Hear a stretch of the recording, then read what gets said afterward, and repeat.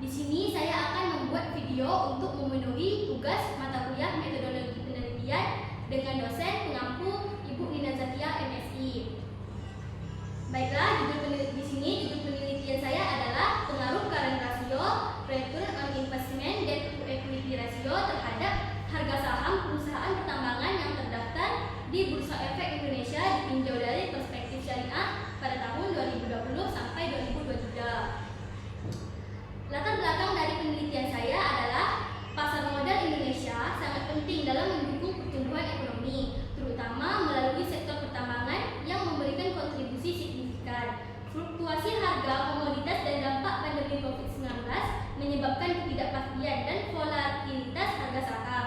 Rasio keuangan seperti current ratio, return on investment, dan debt to equity ratio adalah indikator utama yang digunakan untuk menilai kesehatan keuangan perusahaan dan mempengaruhi persepsi pasar. Namun, analisis dari perspektif syariah dalam sektor pertambangan masih kurang, padahal aspek keuangan dan prinsip syariah harus dipenuhi agar menarik bagi investor syariah. Oleh karena itu, penelitian ini bertujuan untuk mengkaji pengaruh rasio keuangan tersebut terhadap harga saham perusahaan pertambangan di Indonesia selama periode 2020 sampai 2023. Selanjutnya, rumusan masalah dari penelitian saya ada dua. Yang pertama, bagaimana pengaruh current ratio, return on investment, debt to equity ratio terhadap harga saham perusahaan pertambangan yang terdaftar di Bursa Efek Indonesia. Yang kedua, bagaimana pengaruh current ratio, return on investment, debt to equity ratio terhadap harga saham perusahaan pertambangan yang terdaftar di Bursa Efek Indonesia ditinjau dari perspektif syariah pada tahun 2020 sampai 2023.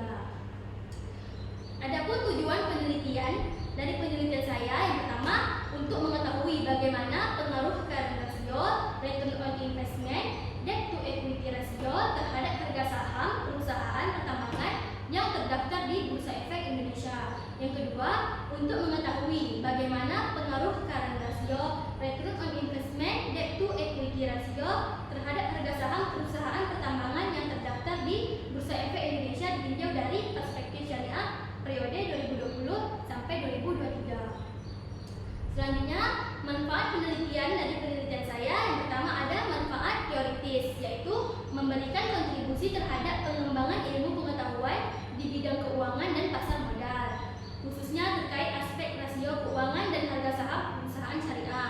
Yang kedua, manfaat praktis, yaitu sebagai bahan evaluasi dan acuan bagi investor, perusahaan, dan otoritas pasar modal dalam pengambilan keputusan yang berkaitan dengan perusahaan pertambangan syariah. Selanjutnya, landasan teori. Yang pertama ada current ratio, yaitu rasio yang menunjukkan kemampuan perusahaan dalam memenuhi kewajiban lancarnya menggunakan aset lancar. Semakin tinggi CR biasanya menunjukkan likuiditas perusahaan yang baik.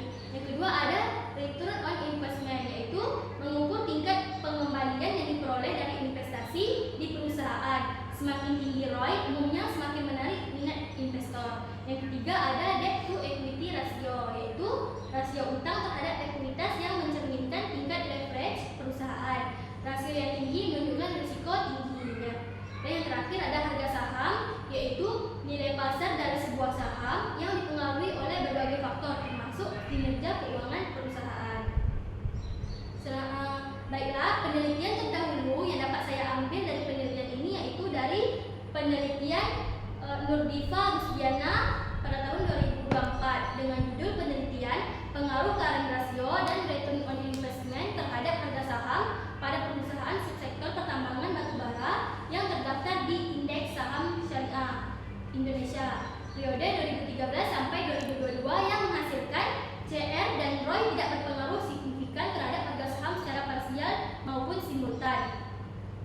Selanjutnya, metodologi penelitian. Dari penelitian saya, yaitu jenis penelitiannya menggunakan jenis kuantitatif. Yang kedua, subjek penelitiannya yaitu perusahaan pertambangan syariah yang terdaftar di Bursa Efek Indonesia selama periode 2020 sampai 2023.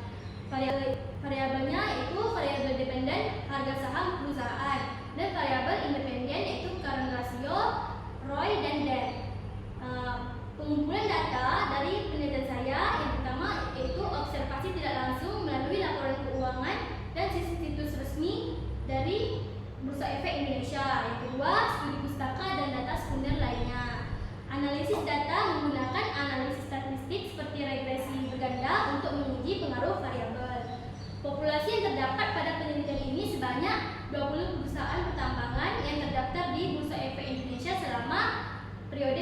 2020 sampai 2023. Dan sampel pada penelitian ini terdapat